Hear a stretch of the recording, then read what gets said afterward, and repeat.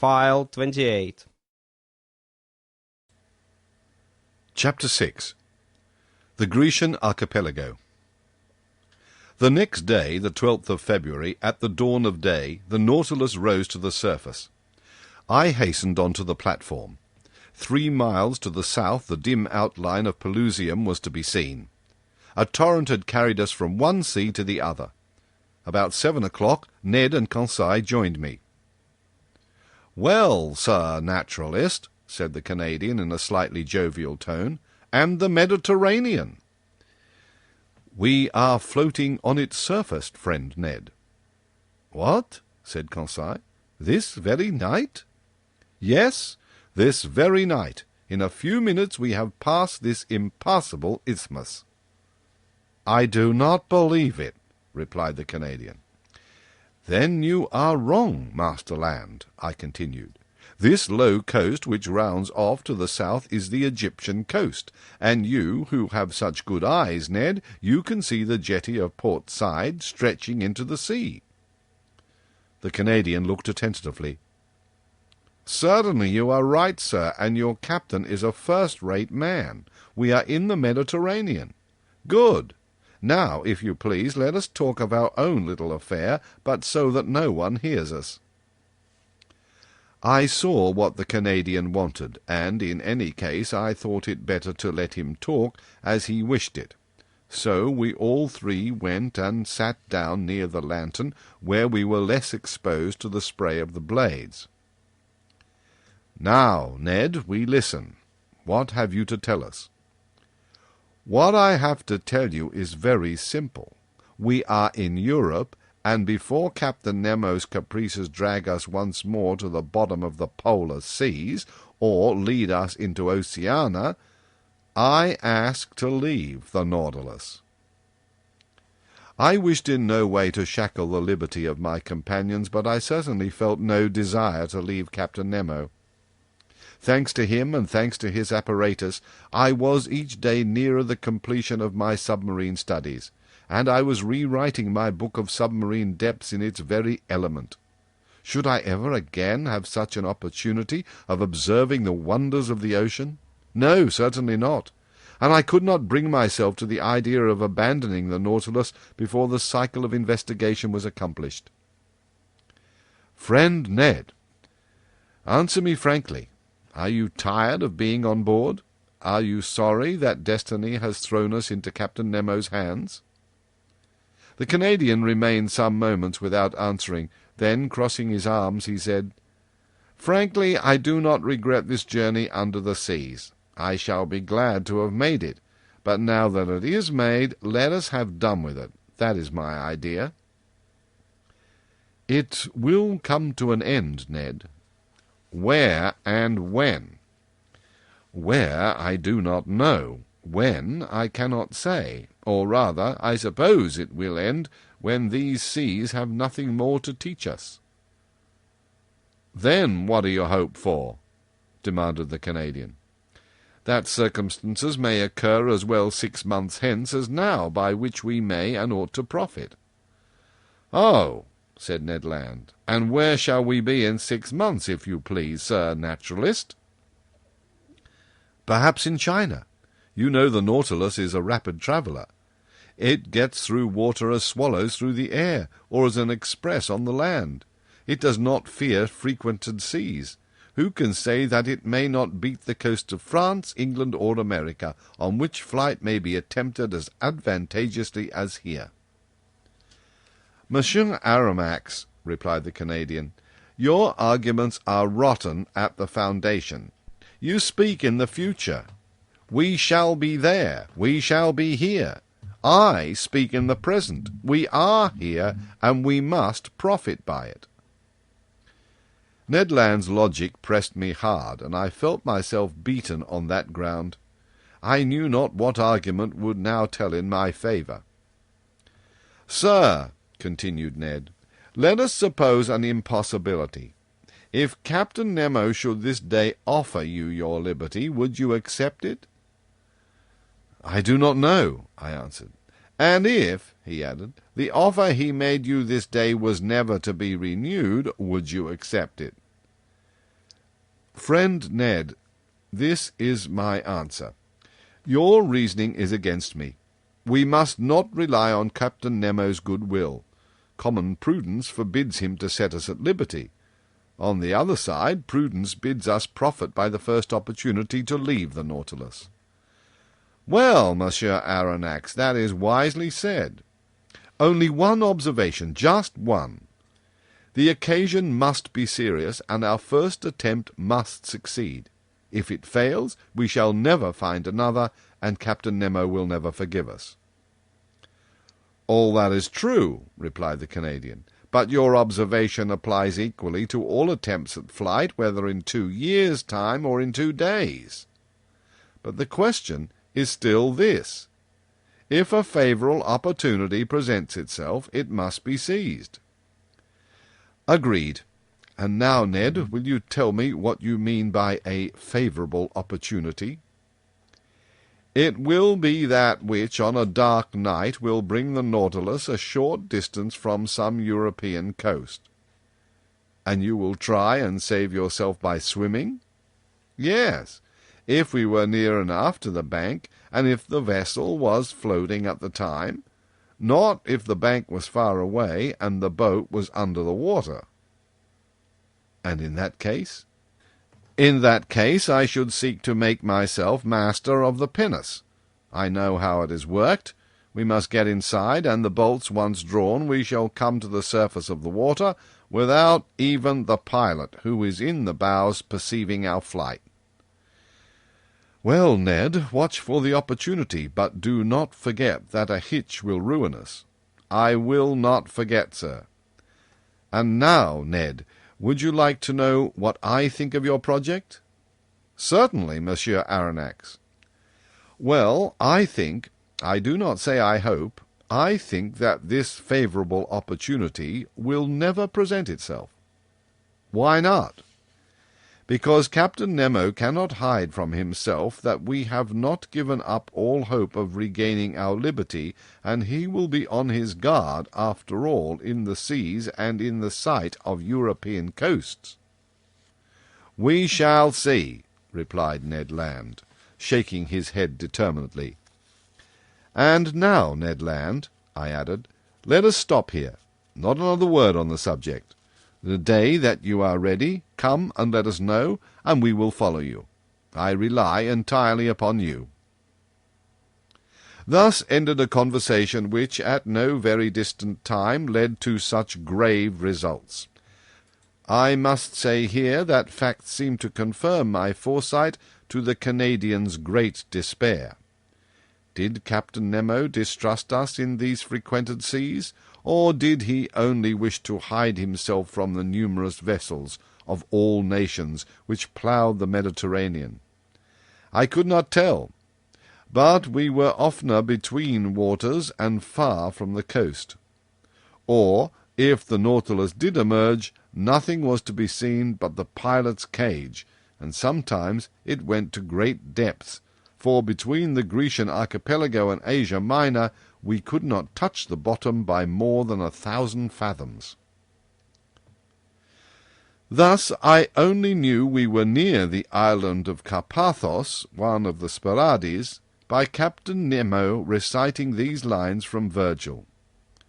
Est in Carpathio Neptuni gurgiti vatis, Caroleus Proteus, as he pointed to a spot on the planisphere. It was indeed the ancient abode of Proteus, the old shepherd of Neptune's flocks, now the island of Scarpanto, situated between Rhodes and Crete. I saw nothing but the granite base through the glass panels of the saloon. The next day, the 14th of February, I resolved to employ some hours in studying the fishes of the archipelago, but for some reason or other the panels remained hermetically sealed. Upon taking the course of the Nautilus, I found that we were going towards Candia, the ancient isle of Crete. At the time I embarked on the Abraham Lincoln, the whole of this island had risen in insurrection against the despotism of the Turks. But how the insurgents had fared since that time I was absolutely ignorant, and it was not Captain Nemo, deprived of all land communications, who could tell me. I made no allusion to this event when that night I found myself alone with him in the saloon. Besides, he seemed to be taciturn and preoccupied. Then, contrary to his custom, he ordered both panels to be opened, and going from one side to the other, observed the mass of waters attentively. To what end I could not guess. So, on my side, I employed my time in studying the fish passing before my eyes. Amongst others, I remarked some gobies, mentioned by Aristotle, and commonly known by the name of sea brachs, which are more particularly met with in the salt waters lying near the delta of the Nile. Near them rolled some sea bream, half phosphorescent, a kind of sparus, which the Egyptians ranked among their sacred animals, whose arrival in the waters of their river announced a fertile overflow and was celebrated by religious ceremonies. I also noticed some chelines, about 9 inches long, a bony fish with transparent shell, whose livid colour is mixed with red spots. They are great eaters of marine vegetation, which gives them an exquisite flavour. These chelines were much sought after by the epicures of ancient Rome. The inside, dressed with the soft roe of the lamprey, peacock's brains, and tongues of the phenicoptera, composed that divine dish of which Vitellius was so enamoured. Another inhabitant of these seas drew my attention, and led my mind back to recollections of antiquity. It was the remora, that fastens on to the shark's belly. This little fish, according to the ancients, hooking on to the ship's bottom, could stop its movements, and one of them, by keeping back Antony's ship during the battle of Actium, helped Augustus to gain the victory. On how little hangs the destiny of nations! I observed some fine anthei, which belong to the order of luteans, a fish held sacred by the Greeks, who attributed to them the power of hunting the marine monsters from waters they frequented. Their name signifies flower, and they justify their appellation by their shaded colours, their shades comprising the whole gamut of reeds, from the paleness of the rose to the brightness of the ruby, and the fugitive tints that clouded their dorsal fin. My eyes could not leave these wonders of the sea, when they were suddenly struck by an unexpected apparition. In the midst of the waters a man appeared, a diver, carrying at his belt a leathern purse. It was not a body abandoned to the waves. It was a living man, swimming with a strong hand, disappearing occasionally to take breath at the surface. I turned towards Captain Nemo, in an agitated voice exclaimed, "A man shipwrecked! He must be saved at any price!" The captain did not answer me, but came and leaned against the panel. The man had approached, and with his face flattened against the glass was looking at us. To my great amazement, Captain Nemo signed to him. The diver answered with his hand, mounted immediately to the surface of the water, and did not appear again. "Do not be uncomfortable," said Captain Nemo. "It is Nicholas of Cape Matapan, surnamed Pesca. He is well known in all the Cyclades. A bold diver. Water is his element, and he lives more in it than on land, going continually from one island to another, even as far as Greece. You know him, Captain?" "Why not, Monsieur Aronnax?" Saying which, Captain Nemo went towards a piece of furniture standing near the left panel of the saloon. Near this piece of furniture I saw a chest bound with iron, on the cover of which was a copper plate bearing the cipher of the Nautilus with its device. At that moment the captain, without noticing my presence, opened the piece of furniture, a sort of strong-box, which held a great many ingots. They were ingots of gold. From whence came this precious metal, which represented an enormous sum? Where did the captain gather this gold from, and what was he going to do with it? I did not say one word. I looked. Captain Nemo took the ingots one by one and arranged them methodically in the chest, which he filled entirely. I estimated the contents at no more than 4,000 pounds weight, of gold, that is to say, nearly 200,000 pounds. The chest was securely fastened, and the captain wrote an address on the lid in characters which must have belonged to modern Greece. This done, Captain Nemo pressed a knob, the wire of which communicated with the quarters of the crew. 4 men appeared, and not without some trouble, pushed the chest out of the saloon. Then I heard them hoisting it up the iron staircase by means of pulleys. At that moment Captain Nemo turned to me. "And you were saying, sir?" said he. "I was saying nothing, Captain." "Then, sir, if you will allow me, I will wish you good night." Whereupon he turned and left the saloon. I returned to my room much troubled, as one may believe. I vainly tried to sleep. I sought the connecting link between the apparition of the diver and the chest filled with gold. Soon I felt by certain movements of pitching and tossing that the Nautilus was leaving the depths and returning to the surface. Then I heard steps upon the platform, and I knew they were unfastening the pinnace and launching it upon the waves. For one instant it struck the side of the Nautilus, then all noise ceased. 2 hours after, the same noise, the same going and coming was renewed, and the boat was hoisted on board, replaced in its socket, and the Nautilus again plunged into the waves. So these millions had been transported to their address. To what point of the continent? Who was Captain Nemo's correspondent? The next day I related to Conseil and the Canadian the events of the night, which had excited my curiosity to the highest degree. My companions were not less surprised than myself. "But where does he take his millions to?" asked Ned Land. To that there was no possible answer. I returned to the saloon after having breakfast and set to work. Till 5 o'clock in the evening I employed myself in arranging my notes. At that moment, ought I to attribute it to some peculiar idiosyncrasy, I felt so great a heat that I was obliged to take off my coat of byssus.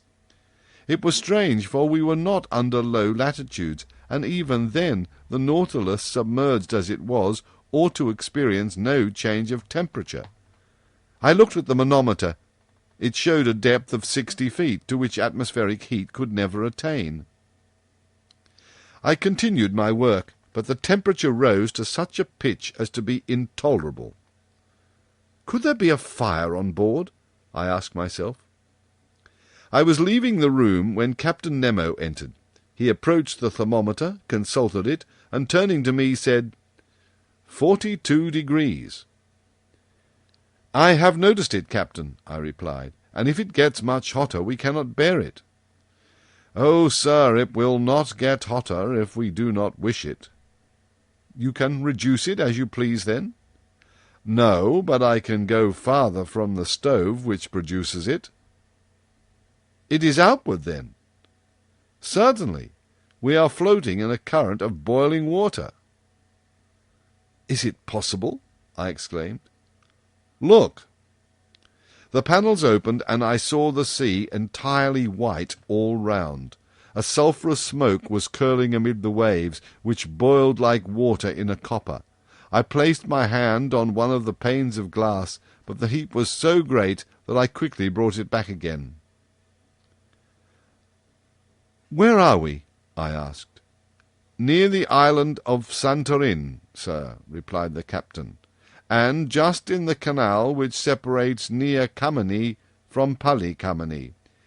I wish to give you a sight of the curious spectacle of a submarine eruption." "I thought," said I, "that the formation of these new islands was ended." "Nothing is ever ended in the volcanic parts of the sea," replied Captain Nemo, "and the globe is always being worked by subterranean fires. Already, in the 19th year of our era, according to Cassiodorus and Pliny, a new island, Thea, the Divine, appeared in the very place where these islets have recently been formed. Then they sank under the waves, to rise again in the year 69, when they again subsided. Since that time to our days, the Plutonian work has been suspended. But on the 3rd of February, 1866, a new island, which they named George Island, emerged from the midst of the sulphurous vapour near Kameni, and settled again the 6th of the same month. 7 days after, the 13th of February, the island of Aphroessa appeared, leaving between near Kameni and itself a canal 10 yards broad. I was in these seas when the phenomenon occurred, and I was able therefore to observe all the different phases.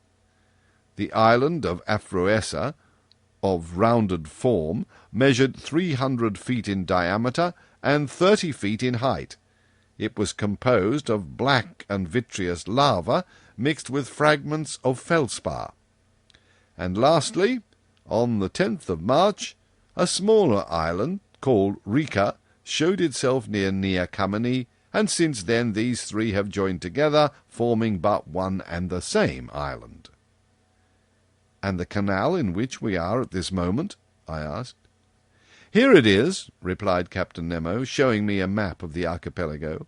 "You see, I have marked the new islands." I returned to the glass. The Nautilus was no longer moving. The heat was becoming unbearable. The sea, which till now had been white, was red, owing to the presence of salts of iron. In spite of the ships being hermetically sealed, an insupportable smell of sulphur filled the saloon, and the brilliancy of the electricity was entirely extinguished by bright scarlet flames. I was in a bath. I was choking. I was broiled.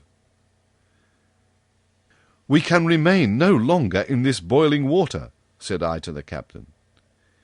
"It would not be prudent," replied the impassive Captain Nemo. An order was given. The Nautilus tacked about and left the furnace it could not brave with impunity. A quarter of an hour after, we were breathing fresh air on the surface.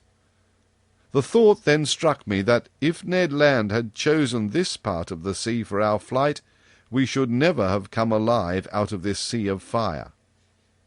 The next day, the 16th of February, we left the basin which, between Rhodes and Alexandria, is reckoned about 1,500 fathoms in depth, and the Nautilus, passing some distance from Cerigo, quitted the Grecian archipelago after having...